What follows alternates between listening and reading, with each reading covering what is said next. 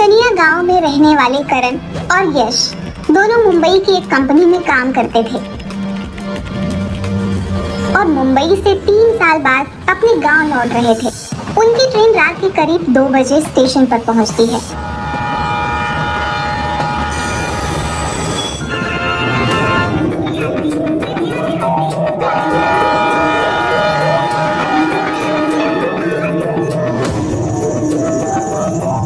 भाई करण, बहुत ठंड लग रही है यार।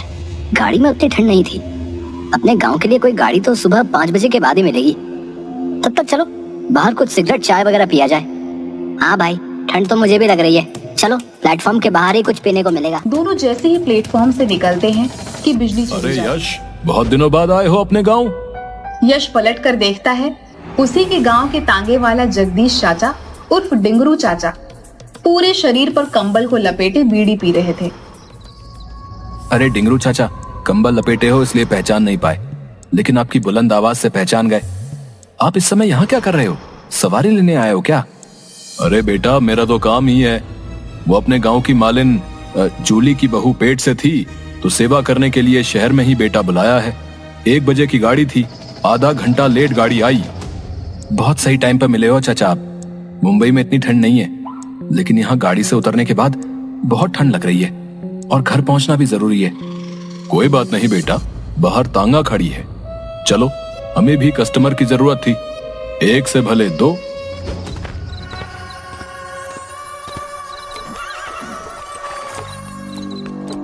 चाचा जल्दी चलो, नहीं तो ये सर्द रात की बर्फीली हवा हमारी जान लेकर ही जाएगी। चाचा 2 बीड़ी मिलेगी क्या? वो क्या है कि इतना ठंड है ना, बीड़ी पीकर ही कुछ गर्मी आएगी। सही कह रहे हो तुम, ये लो बीड़ी पियो। डिंगरू चाचा, तुम क्या समझे कि हम डर जाएंगे हैं? अरे हम दोनों को अगर रात में नींद नहीं आती थी तो कब्रिस्तान में हवा खाने निकल जाते थे। एक तरफ समुद्र की लहरों की आवाज तो दूसरी तरफ कब्रिस्तान का सन्नाटा। कभी कभी तो हम दोनों भूतों के साथ कब्र पर बैठकर रात भर ताश खेले, और जैसे तुम्हारे साथ बीड़ी के सुट्टे लगा रहा हूँ, उन लोगों के साथ भी लगा। अरे वाह, तुम दोनों तो काफी निडर हो। बचपन से ही चाचा, बचपन से ही ये भूत प्रेत माया सब उनको भयभीत करते हैं जो कमजोर दिल के होते हैं। यहाँ बेटा, एकाएक तुम दोनों ने बात करनी बंद क्यों कर दी? अब हम सोचे कि हमारी बातें सुनकर कहीं आप और ज्यादा न डर जाएं। और वो चाचा, ठंड ज्यादा ही लग रही है, इसलिए बोलने का मन नहीं कर रहा है। ठीक है, चलो तुम्हें वहां पर ले चलते हैं, कुछ गर्माहट बढ़ेगी। गांव अभी 13 किलोमीटर दूर है। ये तो गांव जाने का रास्ता नहीं लग रहा। किधर से ले जा रहे हो हमें? वो देखो आग की लपट, जी भर के हाथ सेक कर गर्माहट ले लो। अरे यश, ये कोई शमशान लग रहा है। यहाँ पर तो चिताएं जल रही हैं। ये कहाँ ले जा रहा है हमें?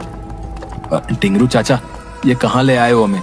ये तो शमशान है, यहाँ तो चिताएं जल रही हैं। बेटा, यही तो अपना ठिकाना है, बाकी तो सब कल्पना है। और तुम लोग तो कई बार कब्रिस्तान में बीड़ी पिए हो, आज मेरे साथ शमशान में भी पी लो।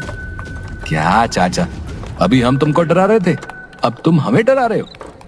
वैसे बता दूं कि हमें भूतों से डर नहीं लगता। हाँ भाई यश, हमें तो डर लग रहा है यार। देखो, चाचा का चेहरा पूरा जला हुआ है, सिर्फ हड्डी दिख रही है। दूसरा देखो, हवा हमारी तरफ चल रही है, लेकिन हवा के उल्टी दिशा में चाचा का कंबल उड़ रहा है यार। अरे हाँ, मुझे भी अभी याद आया, करीब 2.5 साल पहले मेरी बीवी का फोन आया था कि डिंगरू चाचा दिवाली के दिन फुलझड़ी जलाते समय जलकर जिंदा मर गए थे भाई। तो फिर ये डिंगरू चाचा कौन है? क्या बक रहे हो? तो प्लेटफॉर्म पर ही तुम्हें ये बताना था ना यार, इसके साथ हम लोग आते ही नहीं। कहाँ फंसा दिया यार। अरे भाई, वो देखो, चाचा के पाँव भी उल्टे हैं। भाई हम लोग फंस चुके हैं यार, अब हमें यहाँ से भागना होगा। अरे यार, उस समय अगर याद रहता मुझे कुछ कि डिंगरू चाचा मर चुके हैं, तो मुझे शौक थोड़ी था कि भूत को रोककर अपनी मौत को बुलाऊं। हाँ यार, देखो ना, अभी मुझे याद आ रहा है कि मालिन जूली को मरे भी 1.5 साल हो गए, तो फिर ये किसे छोड़ने स्टेशन गया था? अरे तुम लोग क्या काना फूसी कर रहे हो? लो, आ गया अपना हीट एरिया, सेक लो अपना हाथ। अरे अभी अभी तो तुम्हें ठंड लग रही थी और अब दोनों के पसीने निकल रहे हैं। यश चलो, हमें घर जाना है। चलो हम लोग पैदल ही यहाँ से चले जाएंगे हैं? अरे ऐसे कैसे चले जाओगे? और यहाँ से 13 किलोमीटर दूर पैदल जाना मुश्किल है भैया। अभी तो 3 ही बज रहे हैं। 5 बजे मैं तुम्हें गांव छोड़ दूंगा। नहीं नहीं चाचा, हम अपने से ही चले जाएंगे। आपको जाने की कोई जरूरत नहीं है, आप यहीं रहिए हैं। वे लोग अभी बात ही कर रहे थे कि उधर से जूली आई, जिसके बारे में अभी अभी डिंगरू चाचा बोल रहे थे कि जूली को छोड़ने ही स्टेशन गए थे। अरे बबुआ, तुम दोनों कहाँ से आ रहे हो? पहले ये बताओ कि तुम इस सुनसान शमशान में क्या कर रही हो, और वो भी इतनी रात को? अरे बेटा, मैं ठहरी मालिन सुबह 4 बजे ही फूल तोड़ने के लिए उठ जाती हूँ। आज मैंने घड़ी देखी ही नहीं, नींद खुली तो हाथ मुंह धोकर निकल गई। वो सब तो ठीक है, लेकिन फूल तोड़ने 13 किलोमीटर दूर कैसे आ गई? वो डिंगरू भैया किसी को स्टेशन छोड़ने आ रहे थे और मुझे ठंड बहुत लग रही थी, तो मैं कही कि यहीं उतार दो। आओ, यहीं एक झोपड़ी है, उसमें थोड़ी देर आराम कर लो। तभी बगल में जल रही चिता से एक साया उड़ता है और उठकर वहाँ आकर बोलता है, उस झोपड़ी में मेरे मेहमान हैं, तुम इन्हें डिंगरू भैया वाला झोपड़ी में ले जाओ। यह सुनकर करण और यश दोनों काफी डर जाते हैं, लेकिन वे समझ चुके थे कि वे लोग फंस चुके हैं। इसलिए दोनों एकांत में ही प्लान बनाकर निकलने की फिराक में थे। तभी डिंगरू की डरावनी आवाज उनके कानों में पड़ती है। मैं भी तो इन दोनों को यही बोल रहा हूँ कि थोड़ी देर यहाँ आराम कर लो, गर्माहट ले लो, उसके बाद मैं तुम दोनों को गांव पहुँचा दूंगा। हाँ बबुआ, चलो, इतने दिन बाद इतनी दूर से आए हो, थोड़ी देर झोपड़ी में आराम कर लो, फिर 2 घंटे बाद सुबह होते ही हम सभी गांव चलेंगे। यश और करण दोनों समझ चुके थे कि अब उनका बचना मुश्किल है। दोनों आंखों ही आंखों में इशारा करते हैं और जूली के साथ झोपड़ी में चले जाते हैं। तभी एक बुझी हुई चिता से अचानक एक आग का गोला निकलता है और कुटिल हंसी के साथ आसमान की ओर निकल जाता है। यह घटना दोनों के दिल को दहला देती है। डरते डरते जैसे तैसे वे दोनों जूली के साथ एक झोपड़ी में जाते हैं। झोपड़ी में चिता के जैसे 2 बेड लगे हुए थे। दोनों यहीं आराम करो, मैं थोड़ा सा बगल में गेंदा का फूल है, उसे तोड़ कर आती हूँ।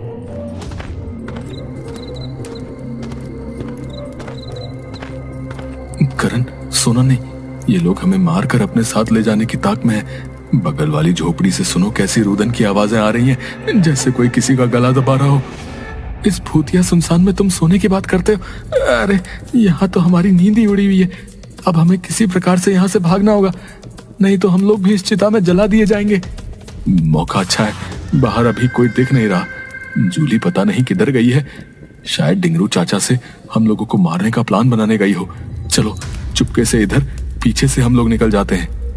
चलो भाई, किसी तरह मुझे गांव पहुंचा दो, तुम्हारा यह एहसान जिंदगी भर नहीं भूलूंगा। मेरी बच्ची सुबह उठते ही मुझे खोजेगी, वो बेसब्री से मेरा इंतजार कर रही है। 1 मंथ पहले से ही मैं उसके पसंद के खिलौने जमा कर रहा हूँ ताकि उसे दूं तो वो खुश हो जाए। अरे यार, मेरा भी लगभग यही हाल है भाई। कल ही मेरी मुन्नी से बात हुई थी, वो बोल रही थी कि वहां से एक बारबी डॉल लेके आना। इसी बैग में वो बारबी डॉल है, पता नहीं क्या होगा। मेरी मुन्नी तो मेरे बिना जी ही नहीं सकती यार।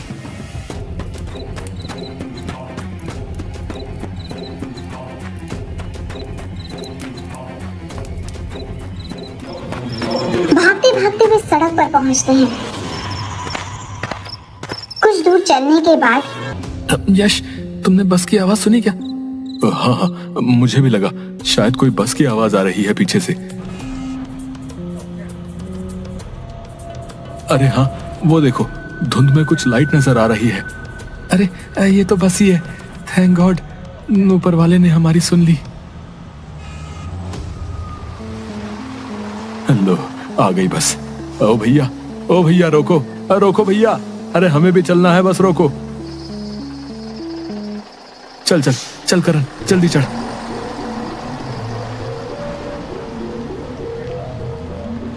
यश, ये कंडक्टर का चेहरा मुझे कुछ जाना पहचाना सा लग रहा है, लेकिन पता नहीं चल रहा है कि इसे कहाँ देखे हैं। हाँ यार, मुझे भी ऐसा ही लग रहा है। अरे ये तो अपने ही गांव का गिरधारी है। हम लोगों के स्कूल में गार्ड था जब हम लोग हाई स्कूल में थे, याद है? उसी समय तो ये मर गया था। इसके ऊपर बिजली गिर गई थी। मर गए। पीछे देखो, सारे पैसेंजर हमारे गांव के मरे हुए लोग हैं। बस अचानक एक ब्रेकर से लगकर उछलता है। करण और यश दोनों की आंखें बंद हो जाती हैं। उन्हें लगता है कि कोई बड़ा सा एक्सीडेंट हुआ है। जब आंखें खोलते हैं तो देखते हैं कि बस की जगह तांगे पर सिर्फ वे दोनों बैठे हुए हैं। ड्राइवर की जगह डिंगरू तांगा चला रहा है। वह कुछ सोच पाते तब तक पीछे मुड़कर डिंगरू बोलता है, अरे तुम दोनों वहां से भाग क्यों आए? जूली बता रही थी कि दोनों को आराम करने के लिए बोले थे, पर न जाने कहां चले गए। मुझे तांगा लेकर खुद आना पड़ा। चलो, हमें तुम्हारी जरूरत है। अगर सुबह हो गई तो फिर दिक्कत हो जाएगी। चाचा, हम तुम्हारे बच्चे के समान हैं, छोड़ दो हमें। हमारे छोटे छोटे बच्चे घर पर इंतजार कर रहे हैं, जाने दो। अरे बहुत दिनों के बाद गांव का कोई आदमी मिला है। तुम दोनों हमारे मेहमान हो भाई। चलो, फूलमती भी तुम दोनों का इंतजार कर रही है। अब तुम्हारा घर ये गांव नहीं, शमशान में ही तुम दोनों का घर होगा।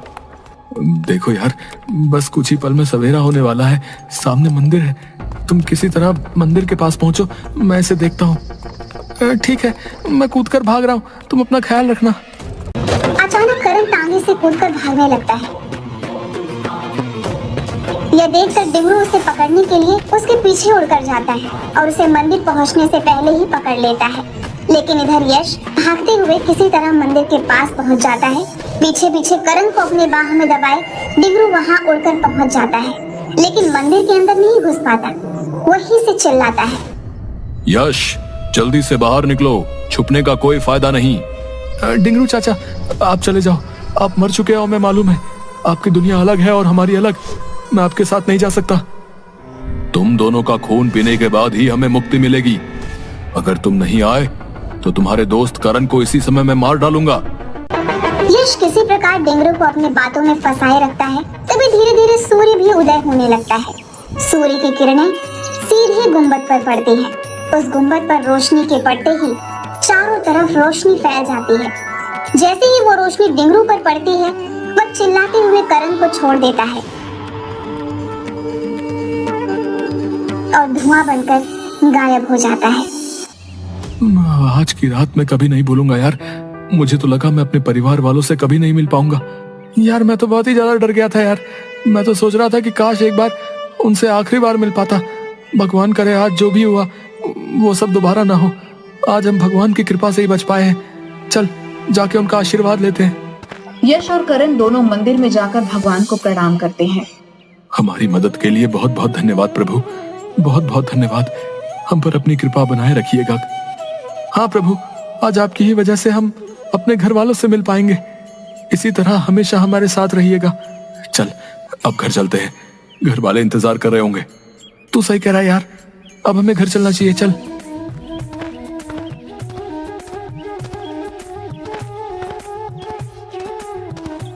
इसके बाद दोनों अपने घर चले जाते हैं। लेकिन आज भी डिंगरू चाचा की आत्मा रेलवे स्टेशन के बाहर लोगों का इंतजार करती है।